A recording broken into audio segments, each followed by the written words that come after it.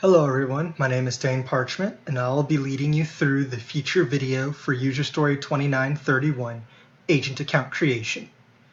So this user story was created because we wanted to implement agents in BreazeHome as actual accounts.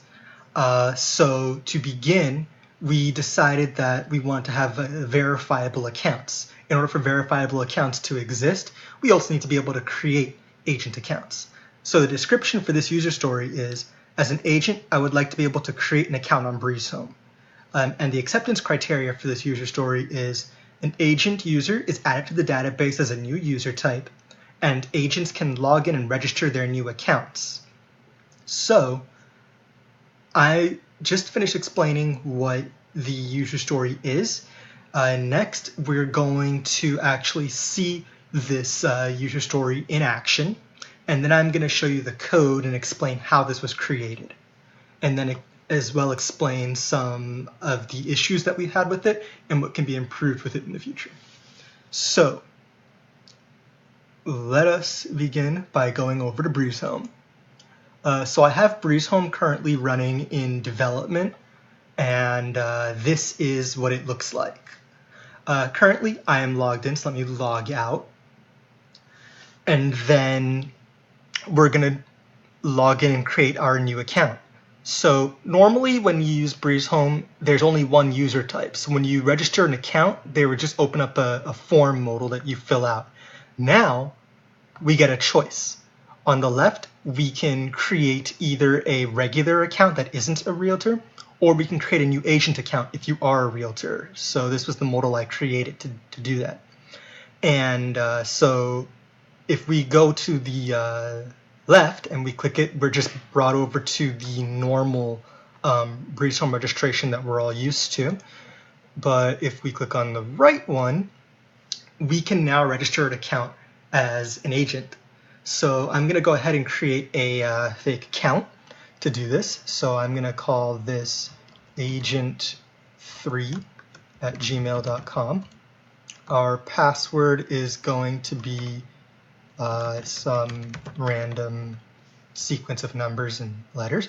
And then our name is going to be agent, and our last name is going to be 3. Our real estate license, this is important because all real estate agents, brokers, sales associates, etc. have a license that uniquely identifies them. And they have to use this license in the real world to practice. So what we do in BreazeHome is our administrators are going to be able to look at this license and compare it to public databases that contain these licenses and their information. And then we can actually check and see if they're really who they say they are based on the information they put here. And then from there, we can verify that account. So for now, I'm going to put in a fake account, some random but realistic license number. And then we're going to implement the security questions for account verification. So I'm going to do just this and then sign up. And as we can see, we have the login completed. Currently, because there is no agent profile page, it's just hooked into the user profile page. You need to refresh the page in order to see some of your information. Of course, this is going to change in the future, specifically with the next user story, because that is when we're actually going to create user agent profiles. Because agent profiles differ from regular users because regular users don't have to actually look up for each other. You don't have to look for a list of regular users, but you are going to have to look up for a list of agents, for example. And so instead of hooking into a regular profile page, we're going to create a agent profile page that allows you to see any agent based on their ID. And then what we're going to do for editing is if your currently logged in account matches the account that the agent profile is returning, then you'll be allowed to edit that account because that means you're both the same person. So as we can see, our information is here properly. So our agent and username thing are all the same. The emails and the username are all the same. And as you can see, we can log in. So let us log in at agent3@gmail.com. And we can log out. So logging in and registration are all working things now for agent accounts. So now I'm going to jump over to the code, and I'm going to explain how this came to fruition. So there are three main parts to creating a user in Django. What we need to understand is that Django only uses one user type as its method of authorization. So only one type of user can be authorized, can be used for authorization. So because of that, in order to implement multiple user types, you need to kind of extrapolate the data that are all within a user, something that's required for logging in, and put that into a parent user that everyone is going to extend. So in our case, we have a regular user. So I'm going to jump over to the model and showcase that.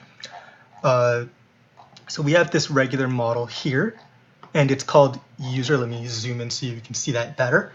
And as we can see, this user has an email, which is a required field, a reset token, phone number, and then two things that I created, two extra fields I created, is online and is an agent.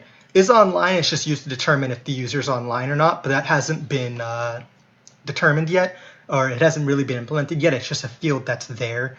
The plan for this is so that the chat team, who are working on the chat part of that of BreazeHome, can determine if an agent is online or not, so that they can let users know that they can chat with that agent or not. How this is going to work is just we're going to set it to true whenever the user logs in, and then false whenever they log out. And by default, it's false. But for now, we're not doing anything with it, so we're going to move on to the next one, which is agent. This is the important one. This determines if the account is an agent or not. And this is important because this helps us determine which user type we're going to extend. So now we have to go to our two user types that we're going to be working with. By default, there is something called a profile. And here it is right here.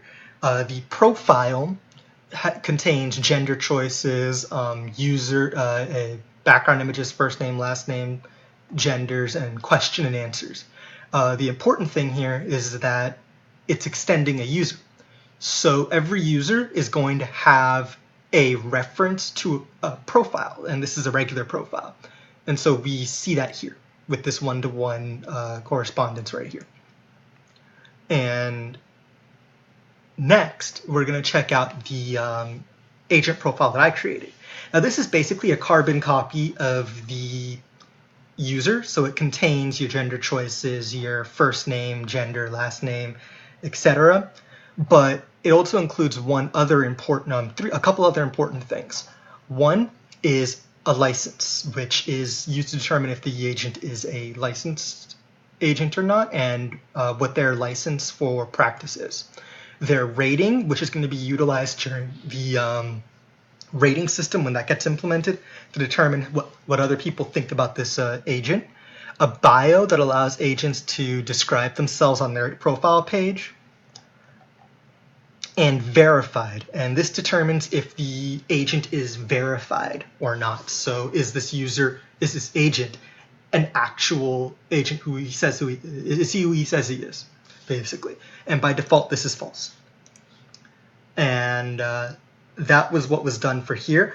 All agents also can get reviewed. So a review is basically how users can score an agent. And so it contains a reference to an author, or basically the user who wrote the review, the recipient, which is the agent who gets the review, the post itself, so the actual review, and then the number score that the user gives the agent. And then basically I created on it and updated on in case users want to update their reviews, they can. So those are basically the database models that we can see. And I'm going to jump over to pgadmin just so you know that those exist and are working. So I'm going to go here and open up a new pgadmin 4 window. And then I'm going to make that go away. And we're going to go to our database, go to Breeze, our schema, and our tables. And here we can see our reviews here, our agent profiles here, and the regular profiles here.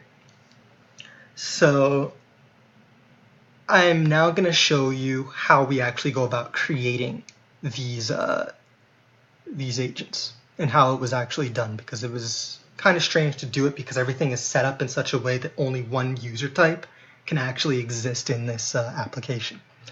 So what we do is we create a serializer which determines what the data going into and out of the database from Django is going to look like. So if you want to transfer data from like JSON into a database query, this is what does it.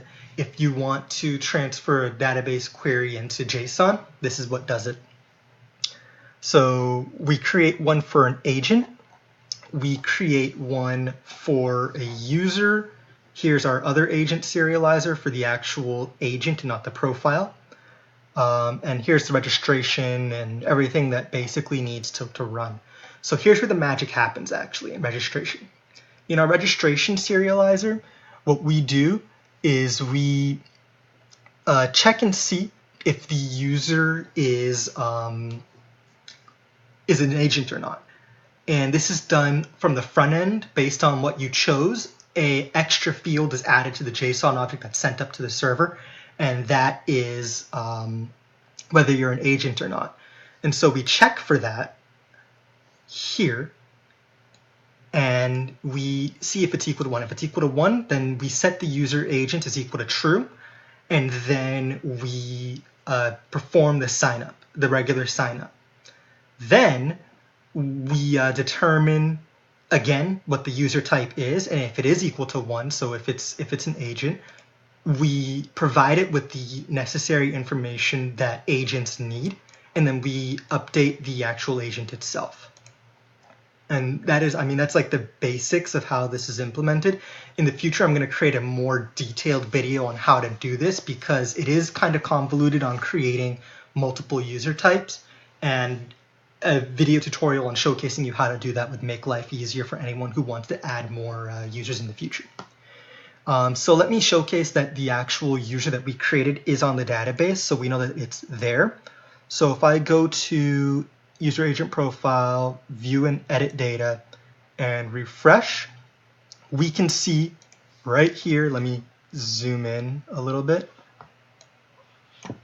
our agent. Let me highlight the table.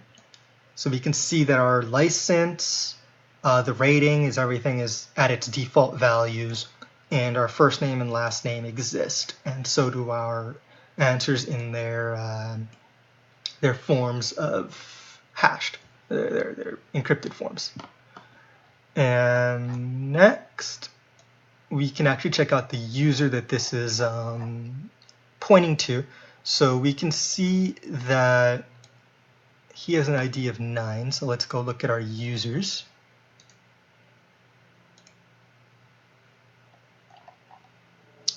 And we're gonna look for him.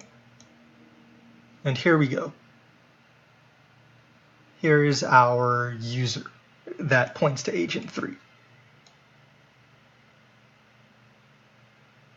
So this is basically the agent account creation, and thank you for taking the time to watch the video.